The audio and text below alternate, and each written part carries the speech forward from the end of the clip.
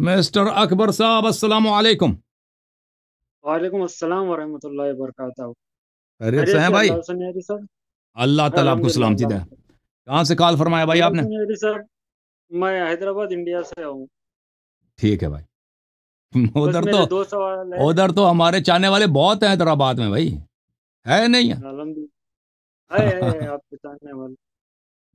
بس میرا ٹاپک سے ریلیٹڈ سوال نہیں ہے، جی بس دو سوال ہے میرا، اس کے بعد میں چلے جاتا ہوں۔ میرا پہلا سوال یہ ہے، قریباً حافظ زبیر صاحب نے بھی یہ سوال آپ کے ڈیبیٹ میں کیا تھا کہ ائمہ معصومین کی امامت کو ماننا کیا فرض ہے؟ اگر ان کا منکر رہا تو کیا یہ کافر رہیں گا یا مسلمان رہے گا؟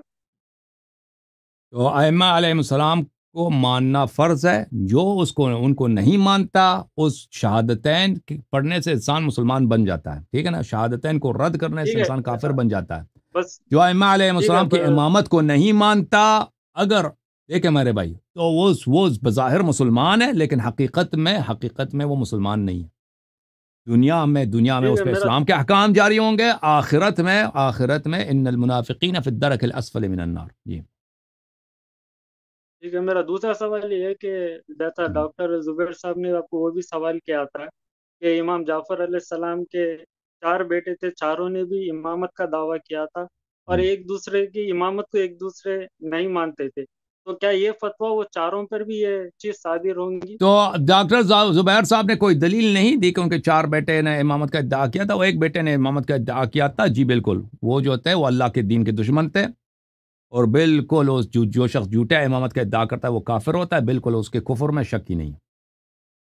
جزاک اللہ خیر، شکر، جزاک اللہ خیر۔ اللہ آپ کو عزت اور دے۔ ایک تھینک یو ریکویسٹ سر۔ تھی سر آپ کے کہ پاکستان کا ایک عالم دین ہے ابو یحییٰ نور پوری، شاید میرا نام وہی ہے، وہ بھی آپ کو یوٹیوب پہ چیلنج کر رہا ہے، ایک بار آپ کی ٹیم سے کہیے کہ اس سے رابطہ ان سے کیجیے گا بات کہ ہوئی تھی ہماری آج سے 5-6 سال پہلے، تو ان سے گفتگو کرتے ہوئے انہوں نے اہل بیت علیہ السلام کو گالی دی تھی، انہوں نے، ٹھیک ہے نا، میسج میں لکھنے میں، ہاں، تو وہ بہت ہماری ان کی بات سیریس جا رہی تھی کہ ہم ان سے مناظرہ کریں، مناظرہ کی شاید، تو اس نے گالی دے دی، پھر میں نے کہا میں کبھی اس شخص سے بات نہیں کروں گا، ٹھیک ہے نا۔ یہ اب آج سے 7-8 سال پہلے کی بات ہے۔ تو جو اہل بیت علیہ السلام کو گالی دیتا ہے میں اس سے کبھی گفتگو نہیں کرتا، ٹھیک ہے نا بھائی۔ لالت ہے وہ شخص کو جو اہل بیت اکرام کو گالی بالکل اس دیتا نے ہے، گالی دی ہے، ہماری بھی اس اور کے اس کا اوپر شاہد لعنت میں ہے۔ خود ہوں۔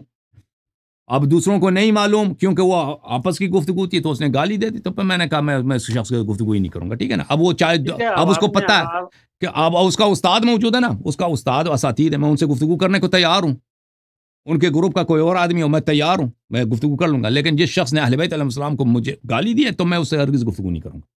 اوکے بھائی، اللہ آپ کو عزت دے۔ حقیقت میں اگر وہ ان سے گالی دی تو ہم بالکل بھی اس نے اس کے گالی حق دیا، میں جو ہے لعنت بالکل اس بھیجتے نے ہیں۔ گالی دیا۔ ہاں، اللہ آپ کو جزاک اللہ سلامتی۔ خیر، شکریہ تھینک یو بہت سر، بہت، اللہ آپ کو سلام۔ تھینک یو سر، اللہ آپ کو سلامتی دی۔